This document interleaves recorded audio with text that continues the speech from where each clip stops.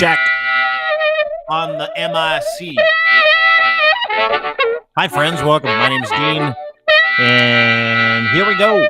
Of course, this podcast brought to you by our friends at Muse on the Mic. Great podcast about women in the industry. It's bingo month all month. Go to Muse on the Mic or MuseMassageSpa.com today. Go and subscribe. Cantork, the makers of incredible torque wrenches. Yes, bolting solutions nobody else has worldwide. They are Canadian, so go to Cantork.com today. And, of course, Ed's Fine Imports, his Gitch are the best, branded underwear, boxer briefs, pouch in the front, made for Canadians, so the pouch is a little bigger than most. In Canada, there you go, and welcome to the program. So nice to have everybody around. We had some things go on here in the past 24 to 48 hours. We've got Ukraine to get to. We had some kind of explosion at the Niagara border between the United States and Canada. That was big news, and everybody's freaking out about that. So we're going to talk about that, and then we're going to get into a little Israel-Gaza stuff, and I brought a little friend with me. As a matter of fact, big friend. He's Emmy Award-winning. He's also a legend in the industry. Please welcome my friend and yours from the Charles Adler podcast, Mr. Charles Adler. Sir, before we get to the business of the business, before we start talking about news, if you will. That's what when I first got into radio, they're like, it's not news, it's news. News. You always have to sound like you're really constipated. News. Not news. Read the news. News. Yeah, remember those air checks? News. Say it with me. News. The things that the wizards of radio really cared about. Oh, God.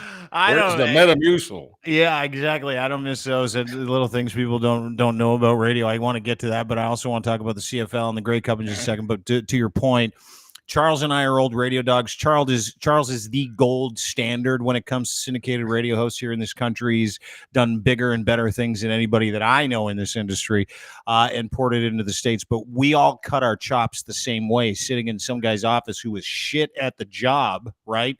Total shit at the job. And he was telling us these things in these little meetings that all jocks had when radio was cool called air checks. Now, these air checks were a guy telling a guy like Charles who made maybe a fifth, a tenth of what Charles made being a professional communicator going, okay, let's sit down and talk about your program and what we can do to make it better. And you're like, dude, you are not fucking qualified. Yeah. No, there are certain signs you get in your life telling you whether you're malevolent or benevolent. Mm-hmm. And I learned how benevolent I was by not slicing the throats of the degenerates I worked for.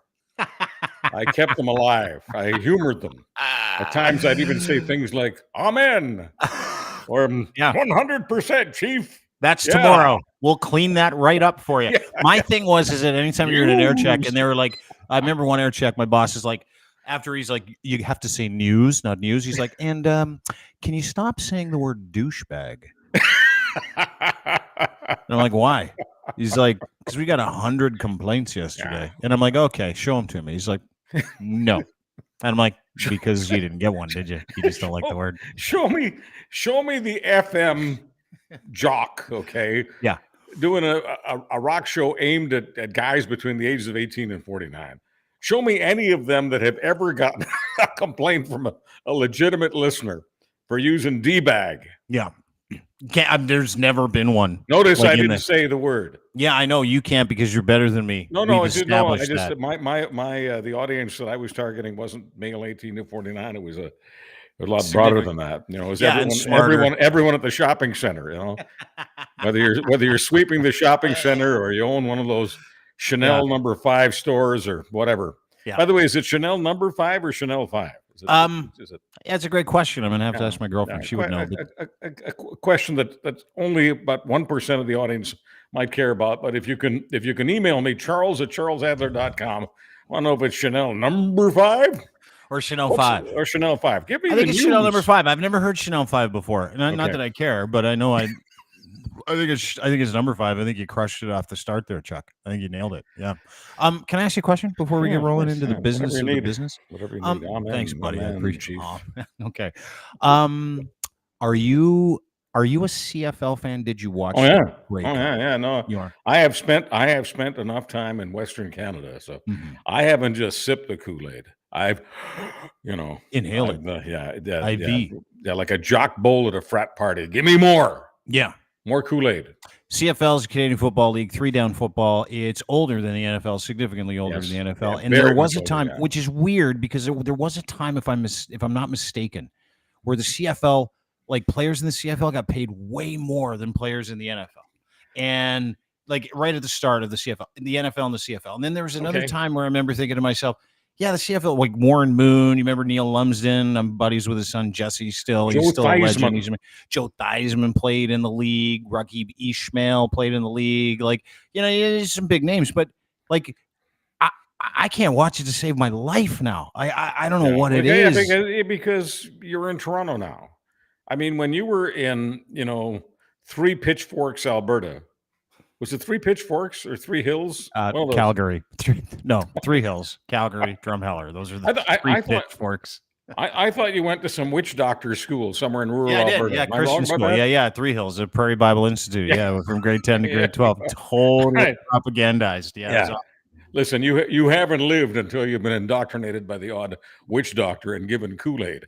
Yeah. So the CFL. So because I've spent a lot of time in Western Canada, specifically Alberta and Manitoba, I became a huge CFL fan. And of course, the game on Sunday, I was naturally rooting for the Bombers. And it's irrelevant that at one time I was living in Montreal. I haven't been a Montrealer for a long time, and I'm very much a Western Canadian. So I'm rooting for the West. I'm rooting for Winnipeg. And in the last minutes of the fourth quarter, this was just fantastic CFL ball, and any NFLer would tell you the same. It was just fantastic football. It was so fantastic that I forgot who I was rooting for. I was just ensconced in the game. And that tells most of us who are genuine sports fans. Yeah. Okay, I'm not talking about the groupies, not talking about the people who are trying to say pathetically not profound things on radio, sports talk shows, and all that kind of stuff, just about regular sports fans. If you're a regular sports fan, the game is always bigger than the individual player and the team. It's the game. I love the game of hockey, and I love the game of football. And the Montreal Alouettes were given a great game, and they absolutely deserve to win the game. And it doesn't matter who I root for. I root for the game. Yeah, and it's funny because purists like you that love the CFL, and listen, I didn't even know who won the Grey Cup until this morning.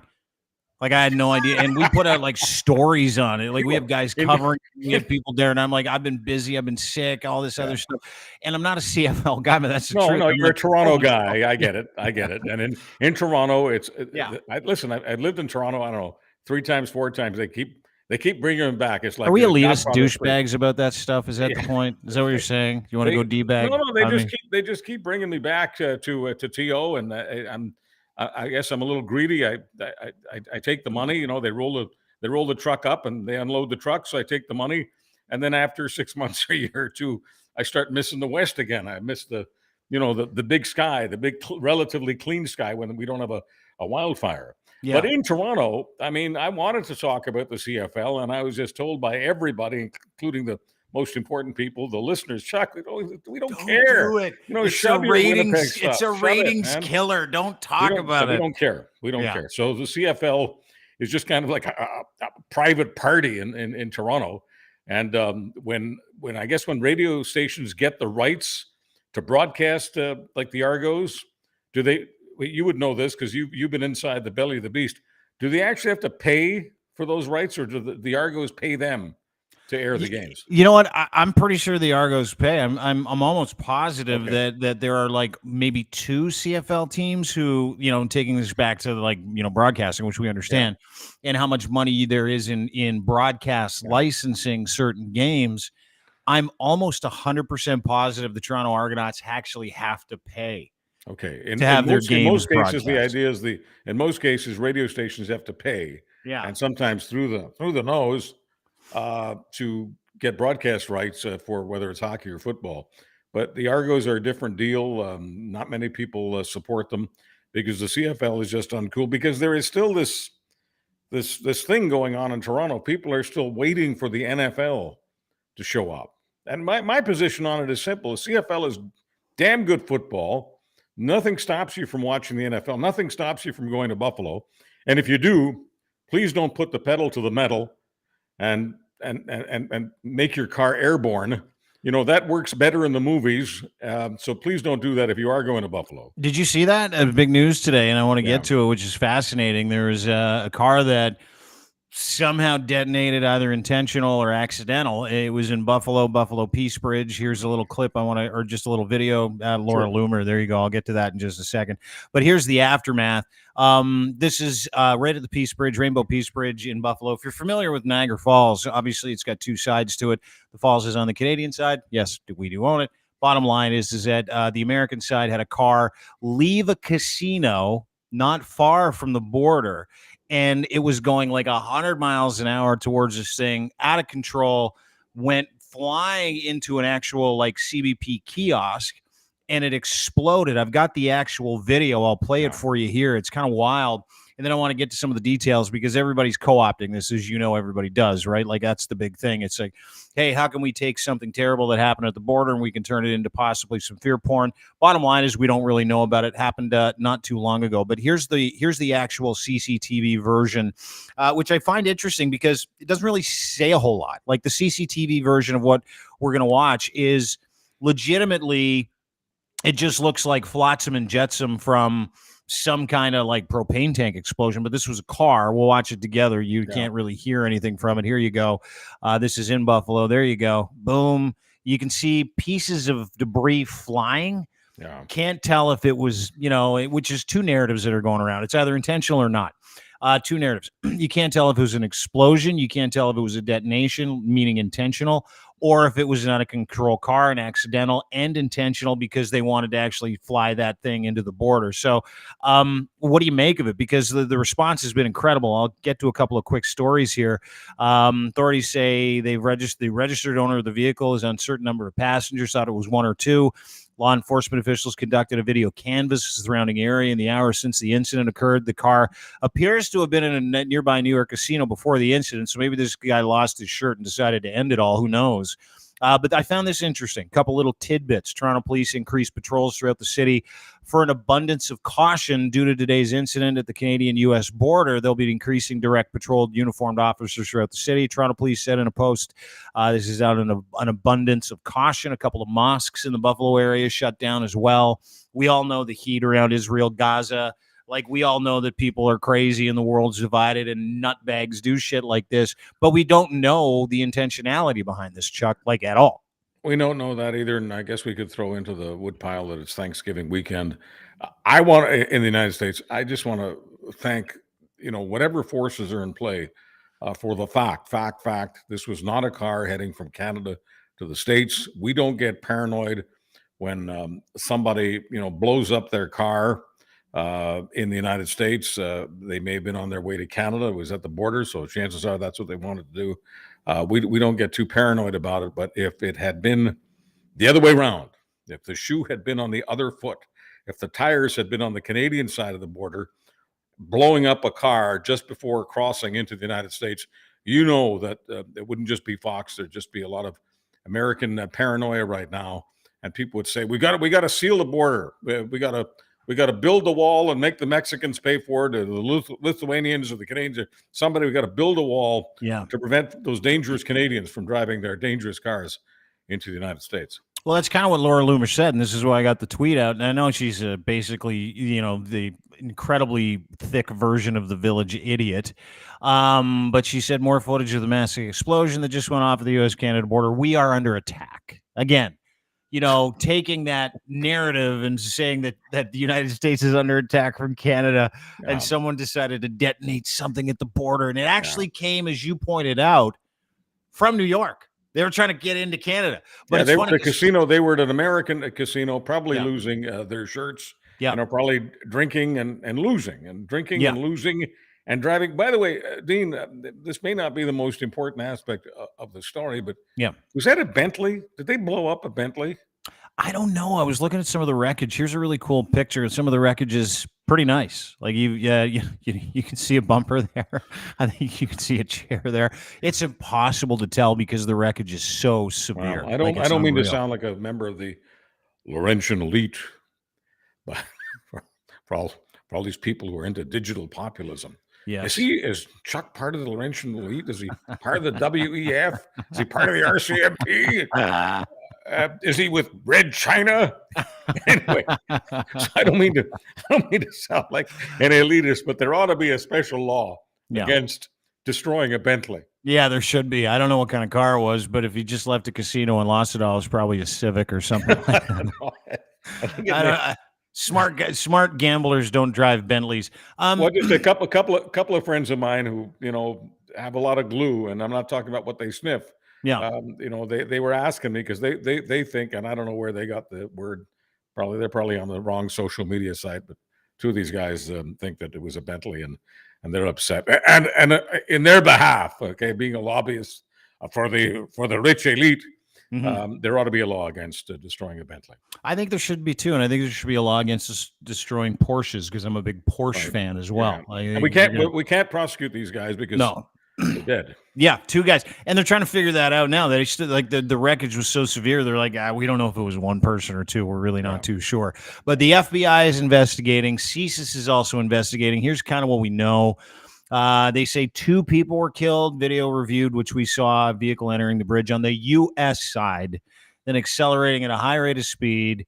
Obviously, a very serious situation, said the Canadian Public Safety Minister Dominic LeBlanc told reporters on Wednesday.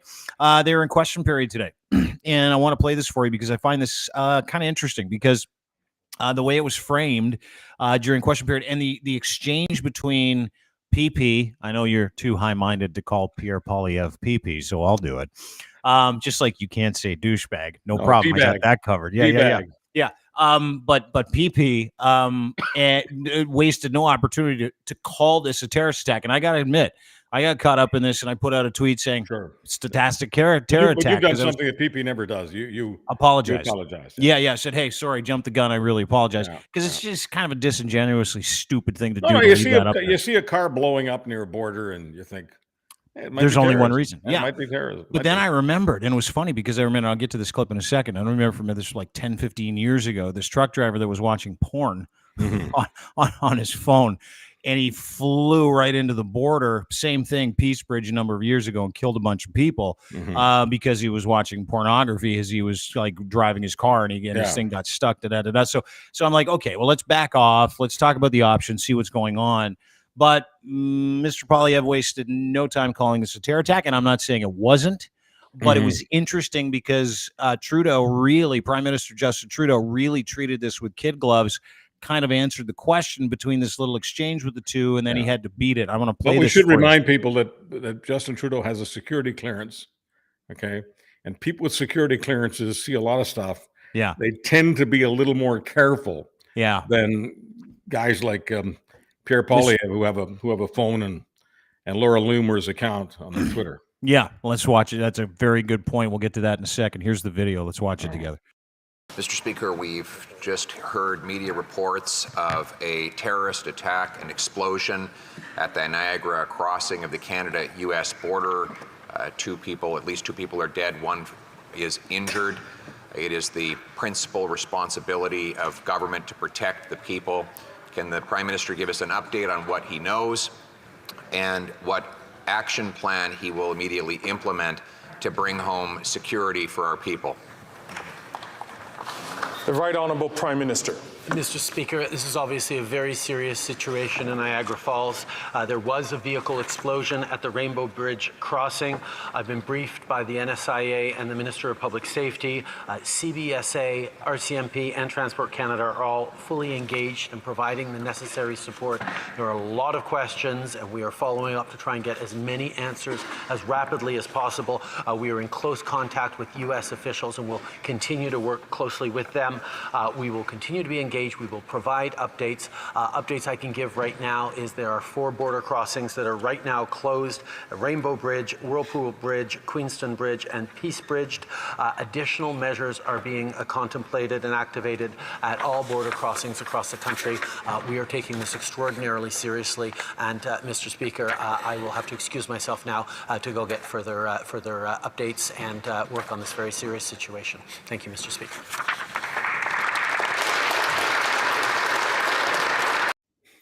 Oh, good. We all clapped. That's nice. One of them came across as Prime Minister.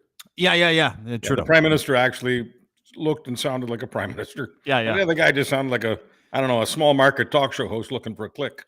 Well, is that not what you heard? Because what I heard, he's like, A, yeah. he calls it a terrorist attack, Chuck, and then B, he's like, and it's your job to keep us safe. What's going on? And C, that's something you mentioned prior to actually playing the clip. Pierre Poilievre, PP, cannot get security clearance to get that information, and so that's where he does it and uses it as an opportunity to make the government look like a bunch of a-holes, right? Yeah. So I tend to prefer leaders who have security clearances. Me too. I know that sounds radical, and maybe to some people it sounds like the Laurentian elite, but security clearances do matter. I don't know why he thinks that that it doesn't. It's really, really odd. I mean, he has said something to the effect of if he had a security clearance, he wouldn't be as free to talk about stuff. How does that even work? Like, and it's funny because I point that out in clips to your point. I'm like, he can't get security clearance because he won't sit for his NSICOP top secret security clearance. He refuses to do it because he's at a material change in circumstance, meaning he's married into a certain family. We'll let sleeping dogs lie. His relationships. I mean, there are lots of reasons people will go, yeah, I'm good. But what he said was, listen, that's a trap. I'm not going to get security clearance for any of these things because I'll not be able to inform the Canadian public of things I'm not aware of. How does that work? I won't be able to offer information on things I don't know anything about. That says a lot about the level of respect he has for the audience. You know, listen, I worked with some sluts in news. Excuse me, news. Sluts in news. And their attitude is the story is too good to check. So if the story looks like terrorism because a car blew up at a border crossing on a U.S. Thanksgiving weekend, that's enough for me. Let's just declare it terrorism. And that's the kind of thing that if you're, what I'll call a small market talk show host or a less than Einstein IQ talk show host, that's fine. Now, I don't need for the opposition leader to be Einstein. I just need him to be just a little bit better than declaring something terrorism when he doesn't have a freaking clue. And can't get a clue because he refuses to sit for the approval process to have a clue, right? So, am I wrong? I find it odd. I'm beside myself. I don't understand why people who are really, really well-connected conservatives don't take him to the woodshed on that. I don't know, man. And they did some weird shit again, too. Did you see the Ukraine support bill vote? Did you see that? And especially if we're talking about the prairie. I don't want to get back into the CFL because I know that a lot of people don't care about the CFL. But I got to tell you that just as the prairie is highly attached to the CFL, the prairie, because many Ukrainian Canadians live on the prairie, is highly connected to the cause of saving Ukraine from the authoritarian in the Kremlin, sometimes known as Vlad. Okay, Vlad the Horrible, Vladimir Putin. Okay, this genocidal dictator is generally allied only with other authoritarians and some members of the American right wing. Now, for some reason, Pierre Poilievre, the guy who doesn't have a clue and won't get a clue and won't get a security clearance, decided to vote against Ukraine, voted against helping Ukraine. And I know that that's a vote that Vladimir Putin appreciates, but not too many people here on the prairie do. No, and you bring up a good point. If you've ever been to Vegreville, Alberta, if you've ever been to the heart of Saskatchewan, if you've ever been to northern Alberta, Peace River is another area where there are a bunch of beautiful Ukrainian people that have celebrated being able to be their own community, being able to love this country and do what they did in Ukraine here, which is agriculture, farm the land, incredible respect for the country. and that's where his support base is the biggest, right? Is in Western Canada. So, like, to shoot himself in the foot, Karina Gould came out after the vote, and the vote was this. It says, can we have a bill between Canada and the United States that offers a free trade agreement so we can help the people of Ukraine when it comes to being able to support them with aid packages, support financial, trade, otherwise, right? That free-flowing ability to be able to do commerce between two countries, specifically one country that's been invaded by Russia. So the conservatives, every single one of them, voted against that support. And these same conservatives that are literally riding high in Western Canada and using that to pull their way into making everybody think it's going to be a whitewash. But let's watch the video. This is Karina Gould, and we'll get to it. Hey, let's have a listen. An agreement that demonstrates Canada's solidarity, our commitment to Ukraine fighting for their freedom, for their sovereignty. This agreement is about supporting the rebuilding of Ukraine, and every single Conservative member of Parliament voted against it. I have to say, I am in complete shock about this. I thought there was solidarity amongst Canadians. I believe, in fact, there is solidarity amongst Canadians. But Conservative members of Parliament have shown their true colours. It is clear to me why Mr. Poilievre has not uttered a single word in support of Ukraine. This demonstrates their lack of commitment to people who are fighting for their freedom and their sovereignty. I think Ukrainian Canadians should be concerned about this. They should be asking, what is going on with the Conservative Party of Canada? Why would they vote against something that the government of Ukraine has asked the government of Canada to do in a moment when they are under siege, when they are under threat, when they are fighting for their lives and fighting for their country? Mr. Poilievre purports to stand for freedom, but he clearly does not stand for freedom for people around the world. Thank you. There you go. Vote. By the way, vote passed because it had unanimous support among the other parties. These guys were the only a-holes. You pointed something out, and I want to ask you a question about it with your tweet. Many U.S. right-wing politicians, not to mention right-wing icons like Tucker Carlson, seem to be members of the Vladimir Putin fan club. With this vote, Pierre Poilievre earns his membership. Vlad P, meet Pierre P. He wants to be your friend, and he's proving it. Why would they vote against that aid package for Ukraine? And is it true that he has not said a word about the support of that country and the people in that country? I wasn't aware of that. Poilievre and his crew are saying, I don't know how to say this with a straight face. I know the Rubes buy this, but they're telling their members, they're telling their base, that this is about the carbon tax, that they voted against this bill because it wasn't doing something for their desire to kill the carbon tax. Whatever. What do you mean? I don't understand. That's what they're saying. I mean, but I don't understand. What would the carbon tax? At the best of times, because somehow they're connecting the carbon tax to this bill. I don't know if it means that this bill means that Canadians, in sending whatever relief they send to Ukraine, will have to pay some sort of carbon tax. I don't know, because I don't care, because I know the people who put out the spin, and I know that it never has to do with facts. So I'm not going to research something that isn't fact-based. I'm just telling you that's the spin, that they voted against this because they're against the carbon tax. So not only does that not make any sense at all, and not only can you not connect the two, my question to you then is, if that's the case, if they're like, because of that reason over there, what's the real reason, and what is the message that sends? Well, there is a real reason. I mean, the sort of the big picture with Conservatives is that Trudeau gives away too much money to foreign causes, sends too much money out of the country, and a Conservative government won't do that. And that's really what this is about. But he didn't want to say that because it's Ukraine. So Ukraine is a sacred cow for all of the reasons that we stated a few moments ago. So Pierre Poilievre doesn't want to say that he wants to rip off Ukraine because he wants to put it in the same bucket as all of the other countries that the Conservatives say they won't give money to, unlike the Liberals. So he just makes up this phony baloney about he's opposed to the carbon tax, and the Liberals didn't respect his position on the carbon tax. That's why he voted against the bill. So he tells everybody to vote against the bill in hopes of penalizing the people of Ukraine in some way, shape, or form. Well, no, it's not about Ukraine. He doesn't care about Ukraine. Doesn't care about anything. He cares about winning elections. He cares about clicks. He cares about constantly keeping the base angry and upset. And the carbon tax is the button that he pushes on a regular basis. When the carbon tax ceases to upset people, he'll stop pushing that button. But it wouldn't matter what this bill was about. This bill could be about, restoring the good health of jackasses. And he would vote against it because he's into this jackass thing about the carbon tax. And I'm not even a big proponent of the carbon tax. I'm not one of these people who believes that, carbon taxes are reducing emissions significantly and helping in the war against global warming and all that. I get bored with many of these causes, and I'm not big on that one.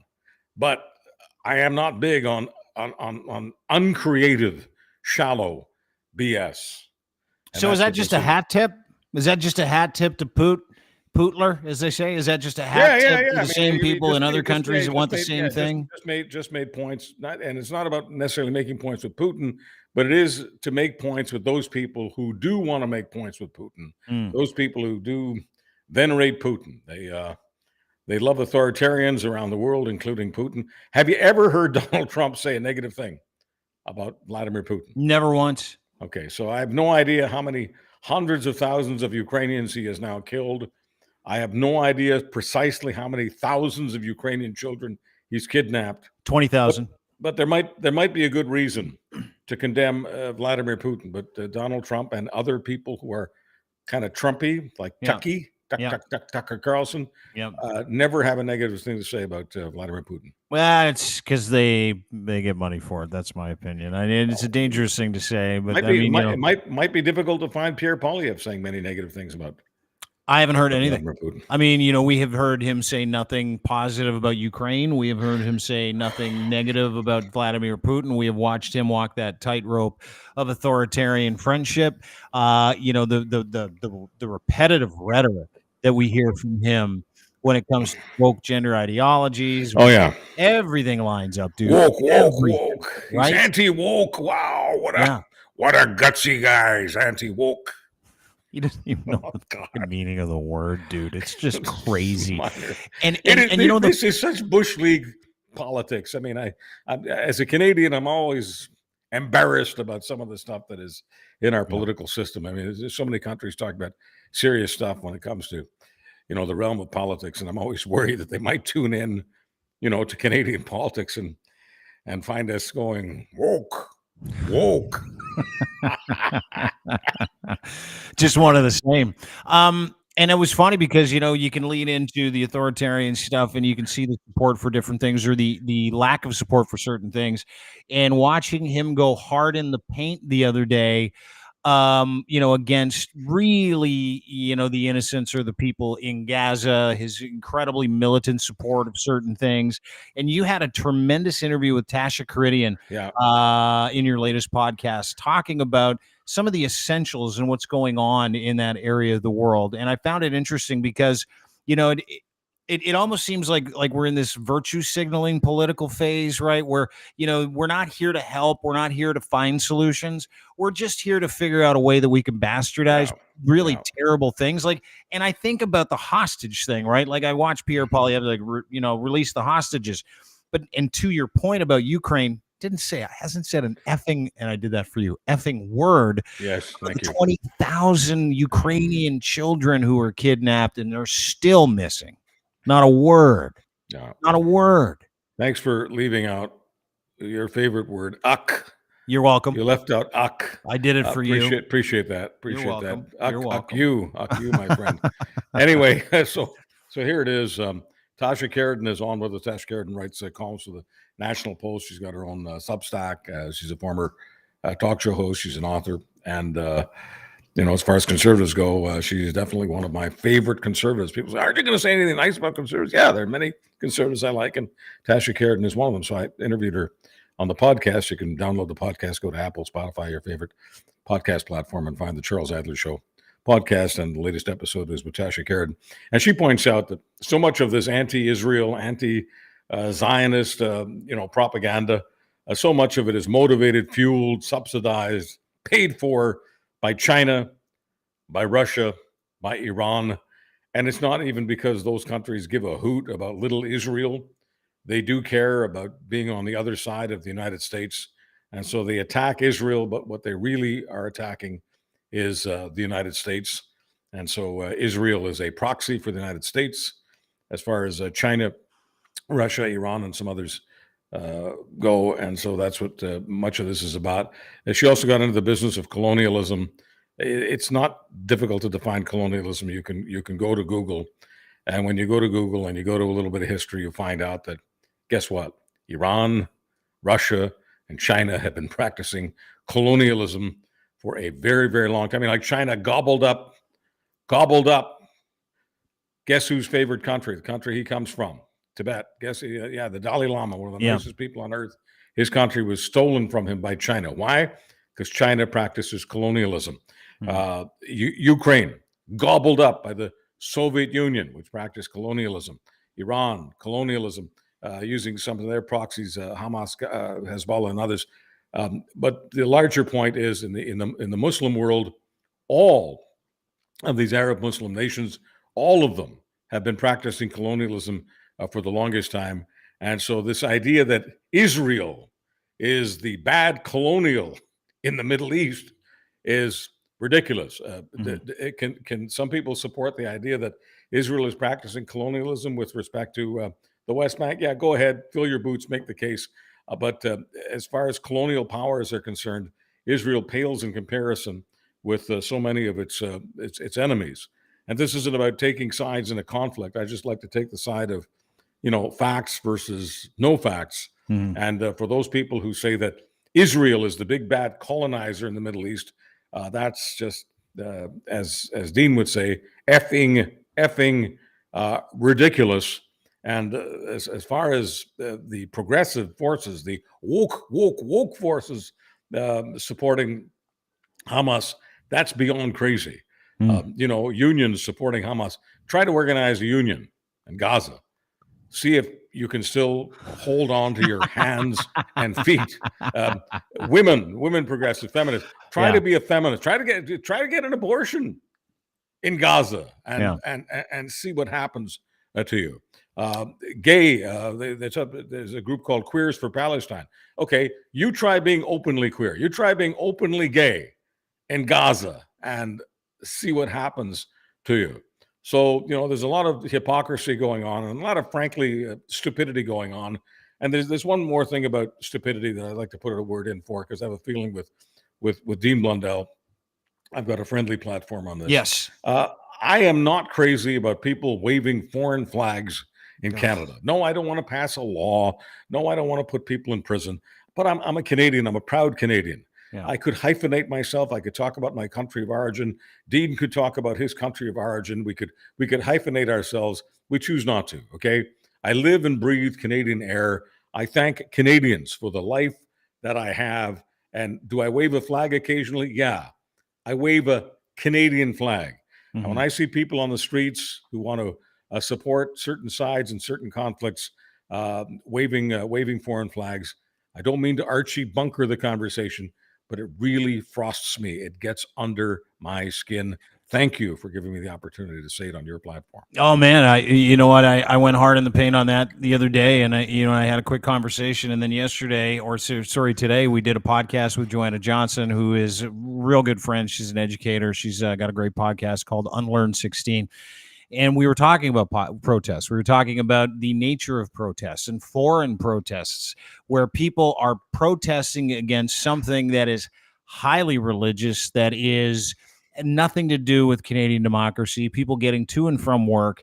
And you know what? She changed my mind in one perspective, where she said, hey, listen, you want to go and protest something that Canada has the ability to affect change in? Do it in government offices. Don't do it in the street. Don't prevent people from getting to work. But it's a little deeper than that for me. To your point, the issue that I have is, okay, listen, I get it. You've got family or history somewhere. I'm an immigrant to this country. Your family came over here, as a result of the Holocaust, Chuck. There's an appreciation that you and I have for being allowed into this country. And I grew up with the idea, and I remember my dad saying this to me, because we were young British European people in this new country. It was freezing cold, by the way, because we immigrated to Jasper, Alberta, and then Rosetown, Saskatchewan, and it was just a mess. And I remember my dad saying to me when I was growing up, he goes, listen, there's one thing you can't do, and you cannot commit a crime in this country, because you will get deported. And if you get deported, you're screwed, because we have to live and abide by the rules of the country that has allowed us in to do what we do, which is make a living, which is a better living than we'll be able to make anywhere else. We can raise you in a safe country, which we cannot do where we were from, nowhere near as safe. And keep in mind, I came from England. I mean, it's not a war-torn country. And so I thought you were from Poland. No, I just look Polish, and I was going to say something else. Won't say it. I just look Polish. But that's the appreciation I grew up with, and so I even grew up being an immigrant, where I would see these bumper stickers where it said I'd rather be in GBR, Great Britain, and I'm like, and I remember pulling up to someone when I was younger, going, "Well, then go back, dude." Like, go back to England. If you don't like it here, go back. I take extreme offense to people flying different flags while they're hurting people in other countries for something that's not happening here due to a variety of reasons. And I like to chalk it up to religious extremism because it's really all we see, right? Like, you're not going to get a normal academic that go, hey, do you want to spend your Saturday with a flag from like 20,000 miles away attached to the end of a broomstick, preventing people from getting into Mount Sinai Hospital because you're just that pissed off? Everybody will say no and F-O, if you will, right? Yeah, I agree. I agree. That's just how I feel. And you know what? There's no room for that conversation. Like, I tweeted some stuff. Everybody called me what did someone call me? A genocidal freak the other day because I'm like, by the way, that phrase "river to sea" is a genocidal phrase, and once again, you don't have to go to do much more than Google. You don't have to get a library card. It's not heavy lifting.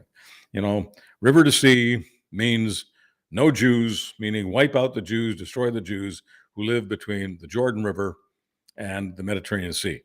That is called Israel. So from river to sea means wiping out Israel, wiping out the Jewish state. If that's not genocidal, sue me. Oh, man, I appreciate that. I think a lot of people do. The support that I got from every side when I said, hey, you know what? Enough of the foreign bullshit on our soil was awesome. It was shocking, almost as shocking as this Rebel News boat cruise that I was hoping you'd go on, actually. I don't want to go near that. Don't want to go near that. No, thanks. Are you sure? Because I thought maybe we get Chuck a couple of nice cruise wear. I don't talk about him, and he doesn't talk about me, and that works out just dandy. Okay, so you don't want me to play this video I got ready? Well, you can play any video you like. I'm just not going to get into the whole conversation about that organization. Okay. All right. Well, so I'm just was figuring. I thought maybe you might want to go for a cruise. Get enlightened. Not into it. I like river cruises, by the way. I do. I was cruising up and down the Danube River a number of years ago, and I found out that while it may be the blue Danube in the movies and in music, it wasn't blue. A little brown. It wasn't blue, and I'm told by the old timers there, it hasn't been blue for a very long time. People throw stuff in the Danube. Yeah, I know what they throw in the Danube too. All right, I get it. Yeah, it's the same thing with the Detroit River. You don't go swimming in that thing ever because you'll never be able to eat cheese again. Now, I have no idea how many hog farms are near the Danube. Probably too many. Is that how it smelled? Anyway, thanks for doing this, dude. Appreciate it. Great to see you. One of the reasons I love doing this show is because we always get to talk about animals. Well, you're not going on the cruise, so I don't like far right cruises, but I love animals. Charles Adler's podcast. Go and download, subscribe wherever you get your fine podcast. It is excellent to see you today. As always, his 3 minutes that matter is a feature you need in your life. It's part of his podcast as well. It's a tremendous little 3-minute feature where he really digs into something pretty significant, and he popularizes it in a way and makes it digestible in a way nobody else can. Much like his podcast, The Conscience of Media in This Country. Go and download his podcast today. At Charles Adler is where you can find him on Twitter. You'll find everything there. CharlesAdler.com is his website. Charles@CharlesAdler.com if you want to get a hold of him. And anywhere you get your fine podcasts, including at Crier Media, crier.co. But more importantly, anywhere you see this man's name, rate, subscribe, go and join him on his journey as he tries to educate Canadians as to the humanity of the news that we receive on a daily basis. Brother, it is always good to see you. Thanks so much for taking time today. Amen, Chief. All right, buddy. I'll talk to you soon. Ladies and gentlemen, the very happy Charles Adler. God, I love that guy. He sent me a picture because he lost his hat the other day. He couldn't find his hat. He's got like a black hat. He's wearing a white hat. He's like, I can't find the black one. He's like, it went into the same sock hole into the dryer. And then he sent me a picture about 20 minutes later, and he had this beautiful smile on his face. And I'm like, my God, why am I happy? I'm just looking at my friend Charles smiling. Man, I love that guy. Go and download his podcast. CharlesAdler.com is where you can find him as well. But his podcast, just pump it into any podcast hosting service, whether it's Google, Apple, Spotify, and you will find it. I highly recommend you rate, subscribe as well. Have a great day, everybody. Really appreciate you being here. As always, brought to you by our friends at Muse Massage Spa. Go to MuseMassageSpa.com. It is Babolicious Bingo month.